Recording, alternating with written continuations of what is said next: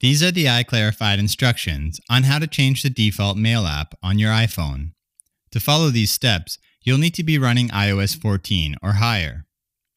Let's begin. Make sure you've already downloaded a third-party mail app from the App Store. We'll be using Gmail for this example. Tap to select Settings from your springboard, then scroll down and choose your favorite mail app from the Settings menu. Tap Default Mail App, then select the application to be made default. The next time you open a Mail To link, it will launch in the app you chose. Please see the text version of this tutorial for more details, and remember to follow or subscribe to iClarified for more Apple news, videos, and tutorials.